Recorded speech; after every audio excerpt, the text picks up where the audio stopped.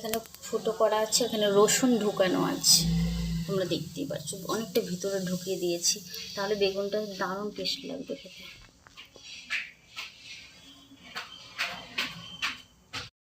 বেগুনটা অনেকটা হয়ে এসেছে, দেখো ভিতর থেকে জল বেরিয়ে গেছে।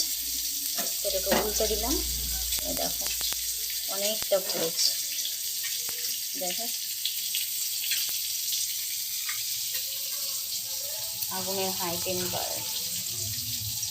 এটা পুড়লে পরে এত সুন্দর করে মাখা করবো, শীতের দিনে যা ভালো লাগে খেতে।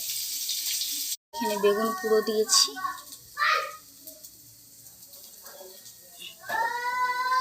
বেগুন পুরোটা হয়ে এসেছে, আজকে দারুণ খাওয়ার হবে।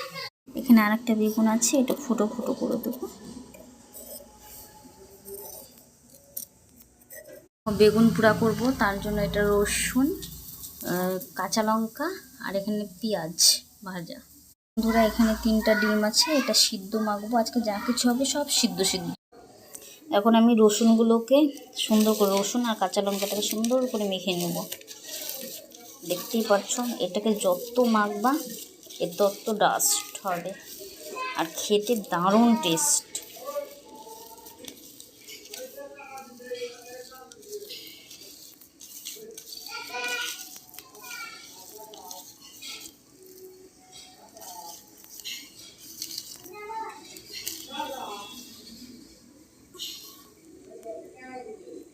এবার আমি তেলটা ঢেলে দেব।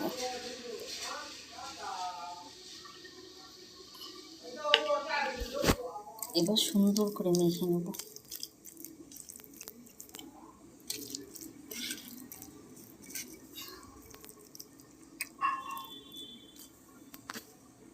এক থালা ভাত পরিষ্কার হয়ে যাবে এই বেগুন পুরো দিয়ে। তো দেখো বন্ধুরা, এদিকে সিম আর আলু ভাজা করেছি, খুব সুন্দর সিমের কালারটা দেখো, উফ জাস্ট টমাইক। আজকে ভাজা ভাজা আর সিদ্ধ সিদ্ধ দিয়ে ভাত খাবো, গরম গরম ভাত, দারুণ লাগছে দেখতে দুটোই।